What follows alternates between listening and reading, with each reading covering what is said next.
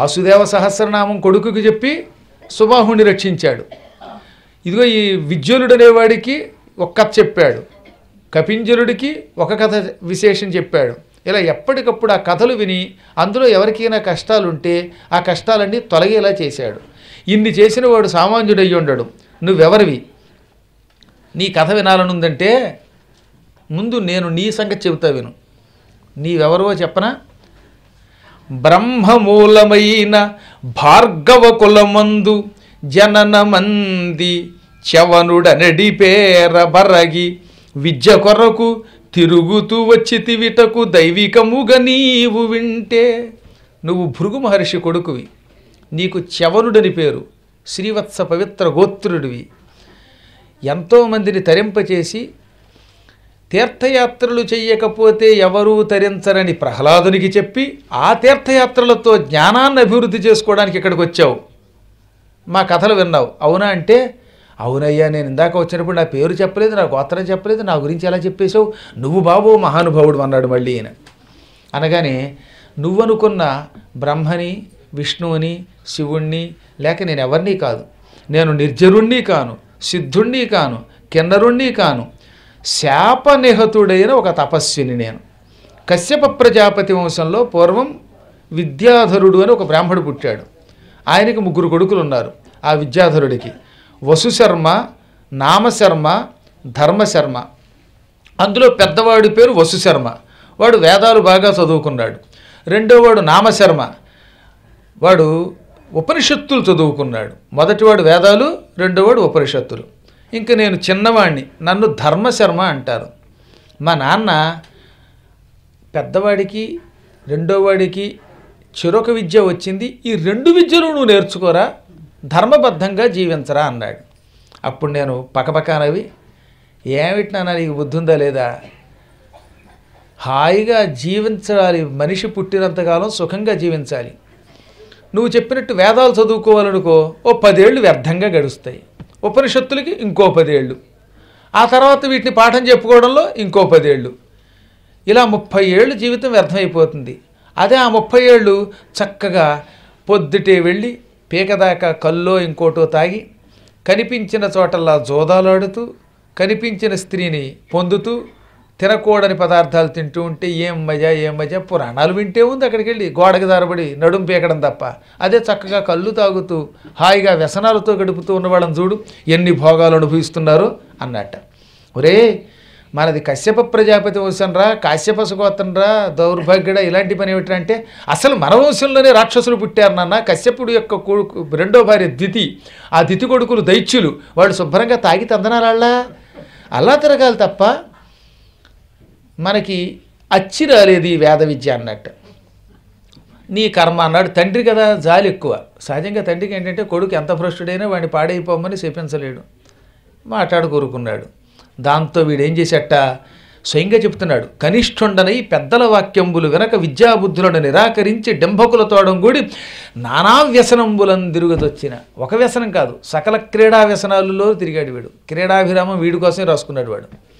ఇలా దౌర్భాగ్యుడే తిరిగాడు, తాగాడు, తందనాలాడాడు. కొంతమంది స్త్రీలని పరమ పతివ్రతలు కూడా పాడు చేసి ఎత్తుకుపోయేట్టు వీడు.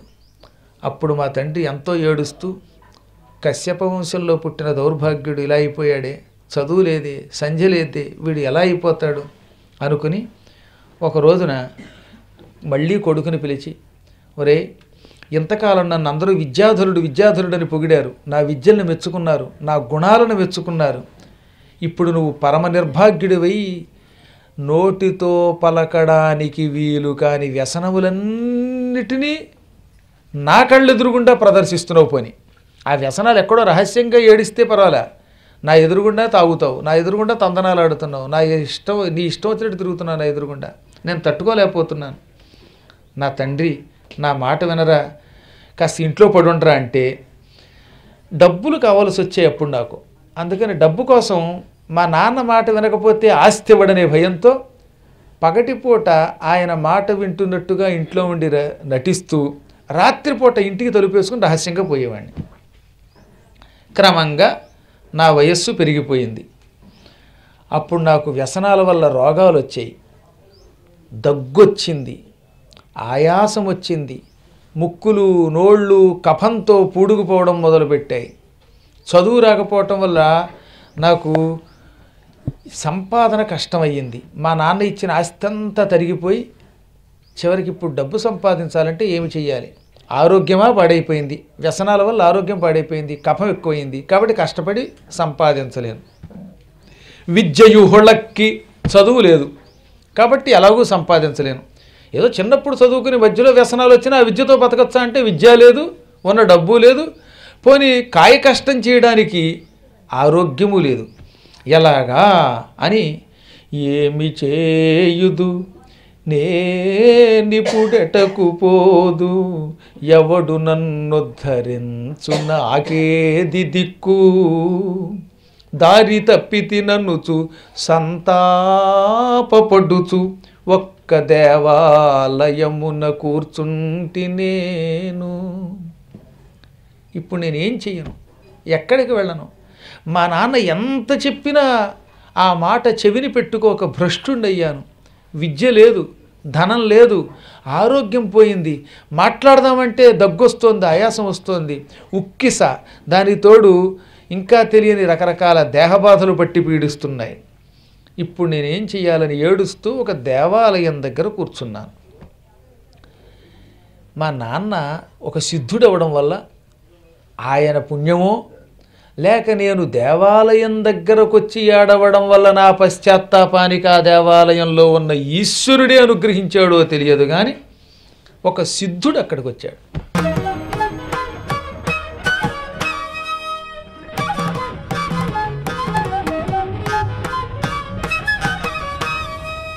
శివాలయంలో కూర్చుని ఎక్కువ ఏడిస్తే శివుడు ఎవడో ఒకటి పంపుతట్ట కష్టాలు తొలగించడానికి. గుర్తుపెట్టుకోండి, ఇక మీదట ఎప్పుడైనా బాగా దుఃఖం వచ్చినప్పుడు, కష్టంలోంచి బయటపడలేనప్పుడు, మనం అనుకున్న వాళ్ళు మనకి దర్శనం ఇవ్వనప్పుడు, ముఖ్యంగా శిష్యులు పూర్వకాలంలో గురువుగారికి దూరం అయ్యి మా గురువుగారిని ఎప్పుడు చూస్తామో అని ఏడ్చి తపించిపోయేవారట. అటువంటి వాళ్ళు శివాలయానికి వచ్చేవారట. మీకు స్కాంద పురాణంలో కథ ఉంది. గురువుగారు చచ్చిపోయాడు. గురువుగారంటే ఎంతో భక్తి కలిగిన శిష్యుడు నా గురువుని చూడకపోతే బతకలేనని శివాలయంలో ఏడిస్తే రోజు శివుడు ఆ గురువుగారి వేషంలో వచ్చి కాసేపు కనబడి బోధించిపోయేవాట. ఆ శివుడి గొప్పతనం అది. నేను అలాంటి వాళ్ళని చూశాను.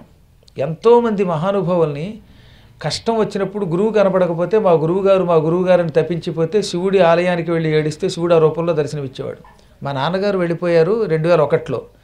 నేను ఆయన్ని ఎప్పుడూ చూడాలనుకునేవాడిని. ఎందుకంటే నాకు తండ్రి కాదు, ఆయన గురువు. కేవలం శరీరం ఇచ్చేవాళ్ళు తండ్రి. నాకు ఈ సంస్కృతం, తెలుగు, హిందీ అన్నీ ఆయన నేర్పారు. నాకు బయటికి వెళ్ళవలసిన అవసరం లేకుండా నా పూర్వజన్మ సుకృతం వల్ల ఆ పుణ్యాత్ముడు మాట్లాడితే నాకు భాష వచ్చేది. మంత్రోపదేశం చేసిన వాడు ఆయనే, విద్యను నేర్పింది ఆయనే. అందుకని తండ్రి గురువు ఆయనే అవ్వడం వల్ల ఆయన లేకపోతే చాలా కాలం అసలు నేను పురాణం చెప్పలేని అనుకునేవాడిని. అంత బాధ వచ్చేసేది అనమాట. ఈ జ్ఞానం ఉన్నప్పటికీ గురువుని ప్రత్యక్షంగా చూడలేని శిష్యులు ఎంత యాతన అనుభవిస్తారు అనడానికి నేను కూడా ఒక ఉదాహరణ. భగవంతుడు ఎప్పుడు ఎదురుగుండానే ఉంటాడు, కనబడినా కనబడకపోయినా అంతటా ఉంటాడు. అలాగే గురువు భౌతిక దేహంతో మనకి దర్శనం ఇవ్వకపోయినా ఏదో రూపంలో ఉంటాడని తెలిసినా ఈ జ్ఞానాన్ని అజ్ఞానం కమ్ముతుంది. అది ఉండాలి కూడా శిష్యులకి. ఏం ఏడ్చేవండి ఆ రోజుల్లో. నేను నీలకంఠేశ్వర శతకం రాశా. ఆ శతకంలో తండ్రి గారు పోయినప్పుడు పద్యం రాశాను. తనువుల్ ప్రాణము గేహమును ధనము, తనువుల్ ప్రాణము గేహముల్ ధనము, విద్యా బుద్ధి వాక్సిద్ధులిచ్చిన తండ్రిన్, విద్యా బుద్ధి వాక్సిద్ధులిచ్చిన తండ్రిల్ చితిపై నవ్వుంచగనే,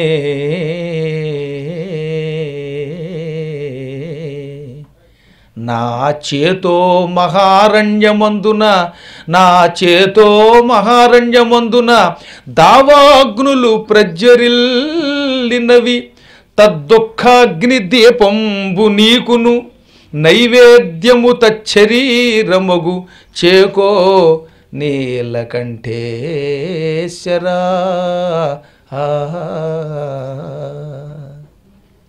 తండ్రి నాకు శరీరం, ప్రాణం, ధనం, విద్య, ఇల్లు, బుద్ధి, వాక్సిద్ధి ఇన్ని ఇచ్చిన ఒక సద్గురువు. అటువంటి సద్గురువు యొక్క శరీరాన్ని చూడగానే నా హృదయం అనేటటువంటి అడవిలో దావాగ్ని పుట్టింది. అడవిని కాల్చేదేమిటి? దావాగ్ని. ఈ తండ్రిని చితి మీద పెట్టగానే నా హృదయం అనేటటువంటి అరణ్యంలో ఒక దావాగ్ని ప్రజ్వరిల్లింది. శివ, నీ ఆలయంలో దీపారాధన చేస్తే పుణ్యం అంటున్నావుగా, ఈ దుఃఖాగ్ని నీకు దీపం. నీకు ఈ రోజు నుంచి దీపం ఈ దుఃఖాగ్ని, అఖండ దీపం. పైగా ఈ దుఃఖం పొమ్మంటే పోయేది కాదు. గురువుగారు దూరం అయితే వచ్చే దుఃఖం ఉందే, ఆ దుఃఖం నిత్యము వెలుగుతూనే ఉంటుంది. కాబట్టి అఖండ దీపారాధన చేశాను. ఏది? నా దుఃఖాగ్నితో. మరి నీకు ధూపం, ఆ శవం తగలబడుతూ ఉండగా వచ్చిన పొగమే నీకు ధూపం. నైవేద్యం తచ్చరీరమగు చేకో నీలకంఠేశ్వర, ఆయన శరీరమే నీకు నైవేద్యం, స్వీకరించు, ఏం తృప్తి పొందుతావో పొందు అని శివుడిని నిలదీసి రాసిన పద్యం అండి ఇది. నేను 2001లో. కాబట్టి గురువుకి దూరం అయితే ఆ శిష్యుడు పొందే బాధ అది వాక్కుతో, మనస్సుతో, శరీరంతో కూడా అనుభవించలేము. అంత అతీతమైన బాధ అన్నమాట. అందుకని ఏం చేస్తారు సాధారణంగా ప్రతి వాళ్ళు కూడా తమ గురువు దూరం అయిపోయినప్పుడు ఆ శివాలయానికి వెళ్ళి ఏడిస్తే శివుడు ఆ రూపంలో దర్శనమిస్తాడు. ఇది మా నాన్నగారు ఒకప్పుడు చెప్పారు, అది గుర్తుంది. అందుకే ఆయన వెళ్ళిపోయినప్పుడల్లా నేను కాశీలోకి వెళ్ళిపోయి అక్కడ భాగవత సప్తాహం, కాశీఖండం పారాయణ చేసి రోజు ఏదో ఒక లింగం దగ్గరికి వెళ్ళి ఏడ్చేవాడిని కాసేపు. వెంటనే మా నాన్నగారు అందులోంచి వచ్చి ఆ చేత్తో నిమిరిపోయేవారు. నేను అనుభవించి చెప్తున్న మాట ఇదంతా, రవ్వంత అతిశయోక్తి లేదు.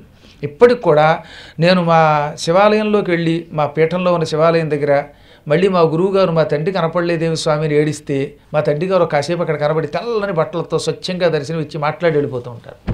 మీరు కూడా ఎప్పుడన్నా చూడండి, మీ గురువుకు దూరం అయితే ఆ గురువుని చూడాలని ఆర్తి కలిగితే ఒక్కసారి శివుడి దగ్గరికి వెళ్ళి ఏడవండి, ప్రార్థించండి, శివశివ అనండి. శివుడు మీకు ఆ రూపంలో దర్శనమిస్తాడు. ఆ ఆర్తిలో దొరుకుతాడు ఆయన. తండ్రి గురువు ఈ ఇద్దరిని చూడాలంటే ఇక శివుడి కంటే అన్య దైవం మరొకటి లేదనమాట. ఎందుకంటే కరుణాస్వరూపుడు కనుక. ఇప్పుడు పాపం ఈయన ఆర్తితో శివాలయంలో ఏడ్చాడు. చదువు లేదు, నాన్న మాట వినలేదు, వ్యసనాలు పాలయ్యాను, అనారోగ్యం వచ్చింది, ధనం లేదు, ఎలా బతకను అని ఇప్పుడు పశ్చాత్తాపం కలిగింది. అది శివాలయం. ఆ శివాలయంలో ఏడవడం వల్ల అక్కడికి ఒక సిద్ధుడు వచ్చాట. వచ్చి జ్ఞాన దృష్టితో వీడి గురించి అన్నీ తెలుసుకున్నవాడు కనుక, ఏన్నైనా ఎందుకు ఏడుస్తున్నావు అన్నాడు. వత్స ఏలా నీవు వగవంగా నీ పుణ్యవశము చేత నేను వచ్చినాడ చదువులకును నెల్ల సారభూతం బగు చదువు చెప్పువాడ చదువుకొనుము. ఎందుకురా ఎంత ఏడుస్తావు అనగానే మా నాన్న మాట వెనక పాడయ్యానండి, చదువు లేక ఏడుస్తున్నానండి అన్నాడు. ఓ అదే, నీ పుణ్యం వల్ల ఈ శివాలయంలో ఏడ్చావుగా, ఆ ఏడవడం కూడా పుణ్యమే. శివాలయంలో శివాని ఏడిస్తే పశ్చాత్తాపం వాడి కళ్ళల్లోంచి నీళ్ల రూపంలో బయటకు వచ్చి వాడి పాపం అంతా ప్రక్షాళన చేస్తుంది.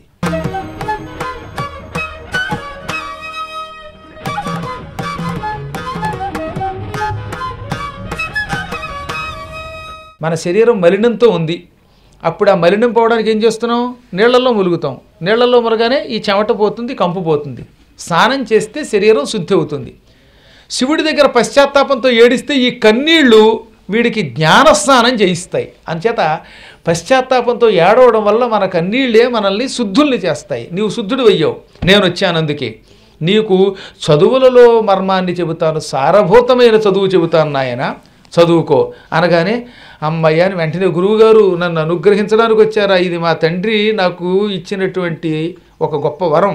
మా నాన్న నా కోసం ఏడ్చాడు, ఆ ఏడుపే బహుశా మీ రూపంలో నన్ను అనుగ్రహించిందని కాళ్ళు గట్టిగా పట్టుకున్నాను ఆయనది. అప్పుడు ఆయన నాకు గొప్ప మంత్రాన్ని ఇచ్చి, ఈ మంత్రాన్ని అనుష్ఠానం చేస్తే 64 విద్యలు నీకు వస్తాయి అన్నాడు. నిజంగా ఆ మంత్రాన్ని అనుష్ఠానం చేయగానే 64 విద్యలు కరతలామలకు అయిపోయాయి, క్షణాల్లో వచ్చేసాయి. నా అనారోగ్యం పోయింది, దగ్గు పోయింది, శరీరం అందంగా తయారయ్యింది. అప్పుడు ఆయన ఏమన్నాడు? ఈ శరీర మధ్యంలోనే జ్ఞానం ఉన్నది. ప్రతి వ్యక్తికి ఆత్మజ్ఞానమే ఒక దీపం.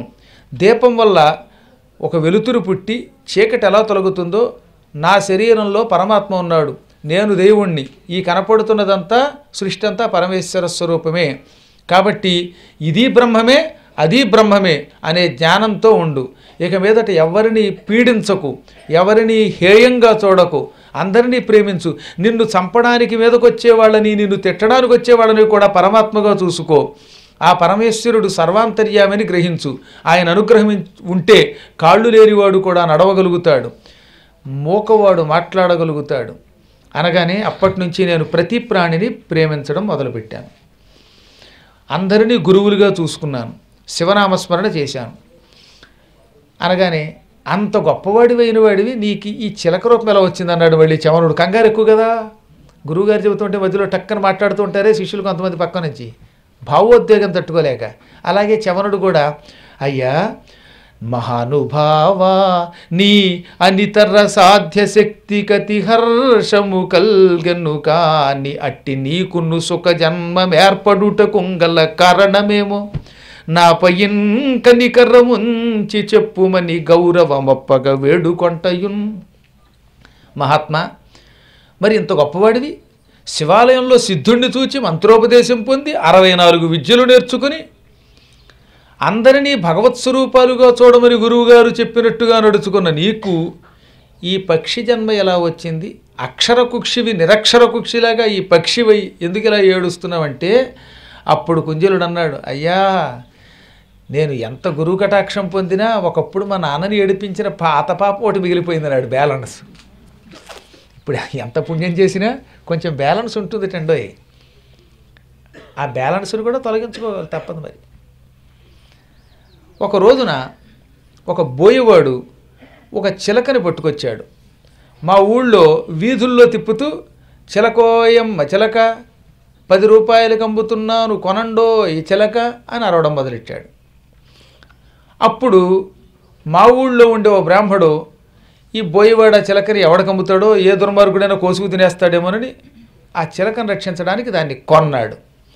కొనగానే నేనేం చేశాను, ఒరే చిలక బాగుందిరా నాకు ఇవ్వకూడదా అన్నాను. వాడు వెంటనే ఆ చిలకను నాకు ఇచ్చాడు. ఈ చిలక రావడంతో నాకు చిలక బెచ్చబొట్టుకుంది.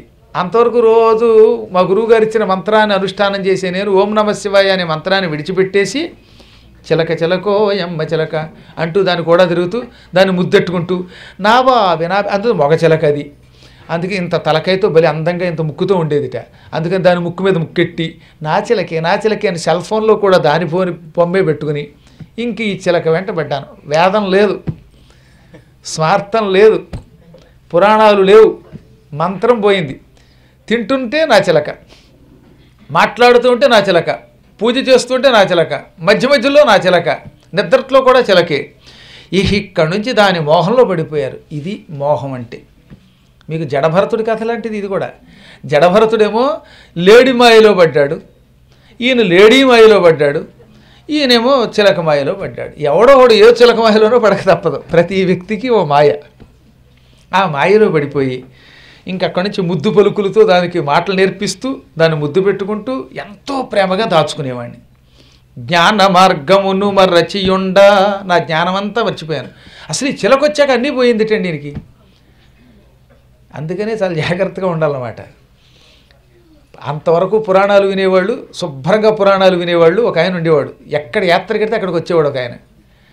వాళ్ళ మనవరాలని తీసుకొచ్చి ఇంట్లో పెట్టి పెంచడం మొదలెట్టాడు. ఈ మనవరాలు వచ్చింది, ఇంక యాత్ర లేదు. పద్మాకర్ గారు పురాణాలు లేవు, మనవరాలు అయ్యమ్మ మనవరాలు, ఏ రోజు మనవరాలు తిన్నట్టు అయిపోయింది వాడి బతుకు. నిజంగా జరిగింది, నేను చెబుతున్నాను. ఏదో ఒక వంకతో భగవంతుడి తీర్థయాత్రలకు రానివ్వడు. గురుకటాక్షం ఉంటే మాత్రం ఆ బంధాల నుంచి బయటపడి మళ్ళీ యాత్రకు రాగలుగుతారు. పాపం ఈ చిలక దాంట్లో పడ్డాడు.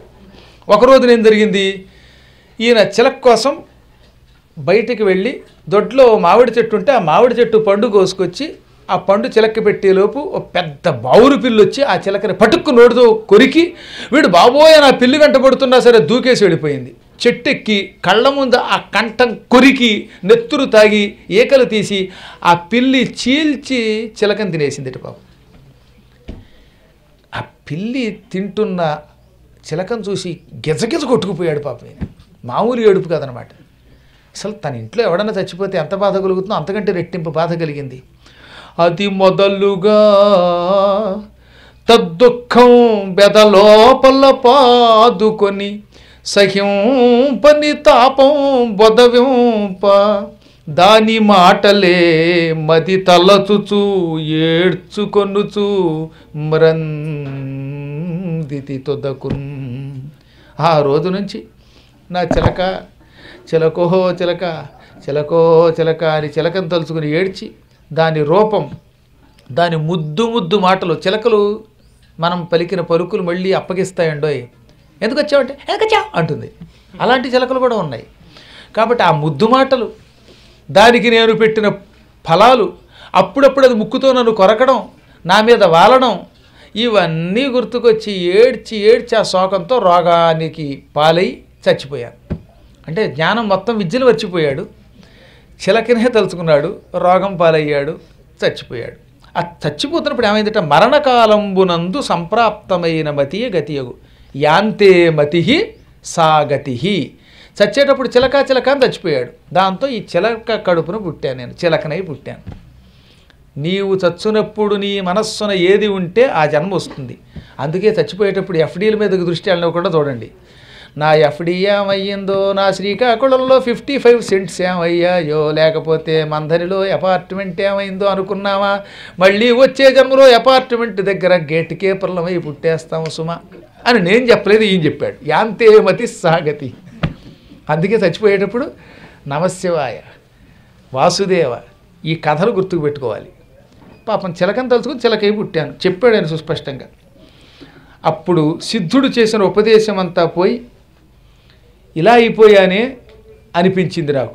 చిలక కడుపులో పడినప్పుడు పూర్వజన్మ వాసన ఒకటి ఉంటుంది కదా, కడుపులో ఉన్నప్పుడు మాత్రం పాత వాసన ఉంటుంది, మళ్ళీ భూమి మీద పడ్డాక వాసన పోతుంది. నా అదృష్టం ఏమిటంటే నాకు ఉపదేశం చేసిన సిద్ధుడు నిజంగా సిద్ధుడు కాదు, సాక్షాత్తు శివుడు ఆ రూపంలో వచ్చి ఉపదేశం చేశాడు. అందువల్లే చిలక కడుపులో పడగానే గురుదేవా గురుదేవా అని గురువుని రక్షించమని ప్రార్థించాను. ఆ మాట చెప్పాడండి ఇక్కడ.